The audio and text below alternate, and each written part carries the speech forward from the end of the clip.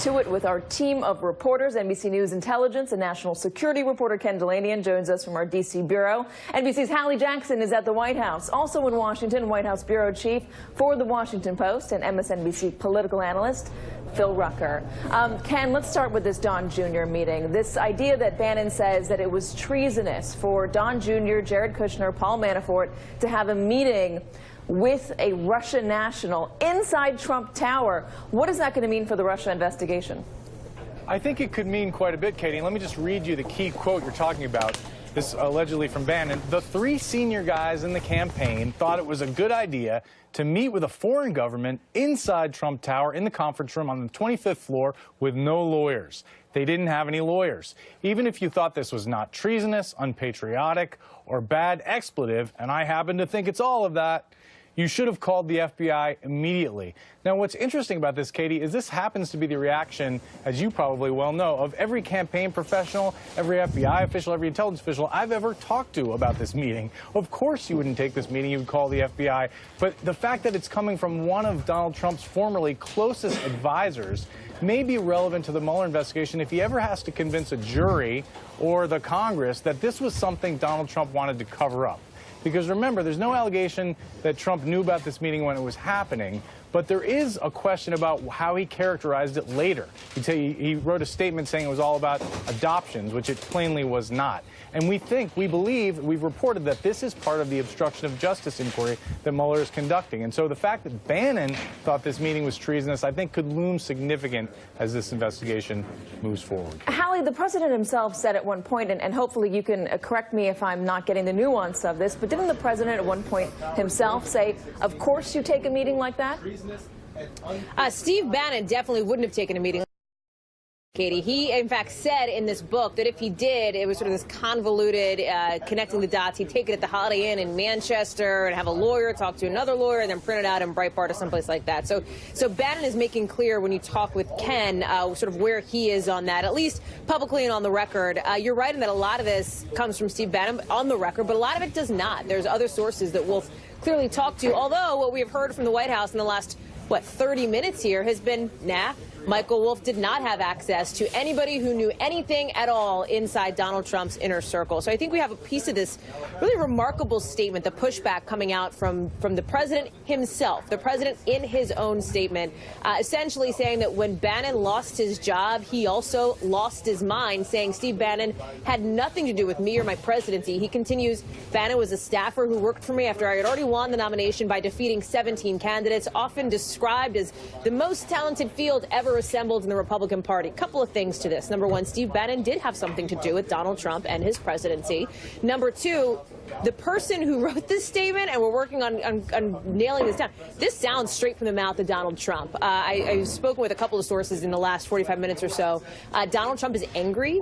Livid is one word that was used to describe him on the phone today, talking about the concerns and sort of the fury about what is happening with this. I think you are seeing sort of unfiltered Donald Trump there. And then his staff has now come out in just the last couple of minutes with their own, you could call it pushback, you could call it cleanup. Stephanie Grisham, who represents the First Lady, she's the communications director for Melania Trump, and Sarah Sanders, the press secretary, of course, who will be holding her briefing in about 55 minutes here, talking about how this is something that should be on the bargain fiction shelf and not the journalism shelf.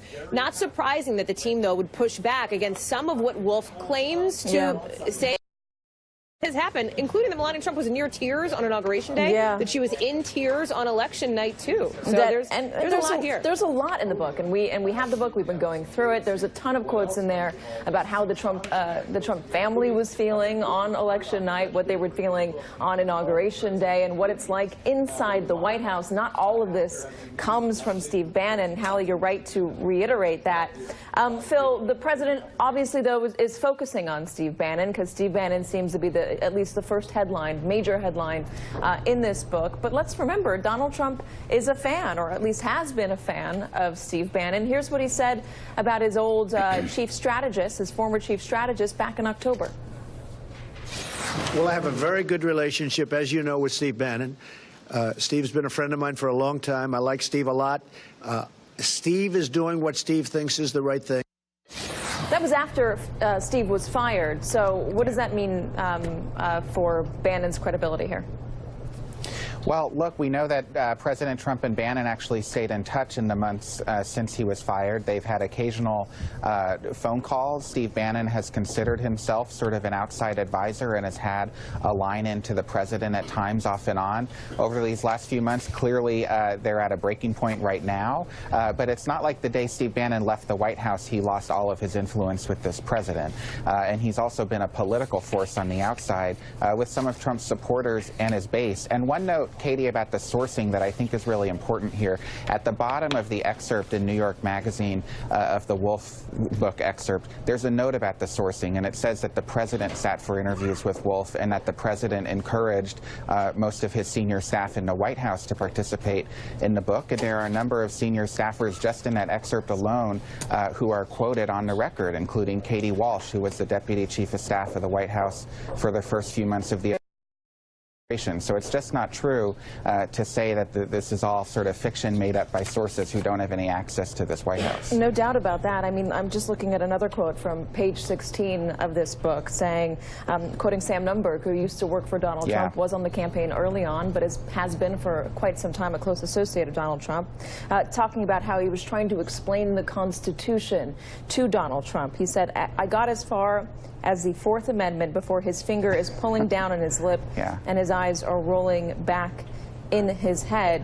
Wolf also talks about why people in the real estate business don't generally get into politics or get into a position of extreme power like the President of the United States, because real estate often depends on government favor and is a preferred exchange currency for problem cash. Money laundering. Ken, listen, you look at what Robert Mueller is doing right now and the team that he's putting in place to look into the president and potentially look into his finances, whether or not they're getting anything from Deutsche Bank, whether or not they've seen Donald Trump's tax returns. We don't know that. It seems like this book is going to could be pretty damning.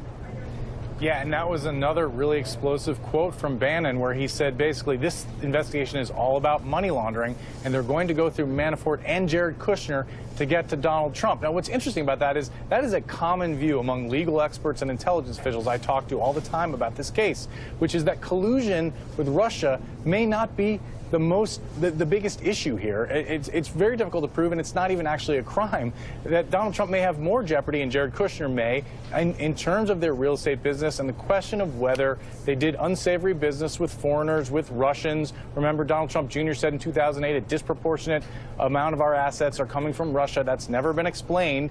But Steve Bannon is saying it, one of the closest people to Trump world, is remarkable. And I think if you're Robert Mueller and his team, you're wanting to talk to Steve Bannon today about why he believes that and what does he know in particular about money laundering. One little other thing about this Don Jr. meeting and where the president fell on it. Just outside of this book, it's a good reminder for everybody that Donald Trump did say in July in Paris, Donald Trump the president, not Donald Trump Jr., most people would have taken that meeting. Also describing that his son as a wonderful young man. Again, the president of the United States saying most people would have taken that meeting.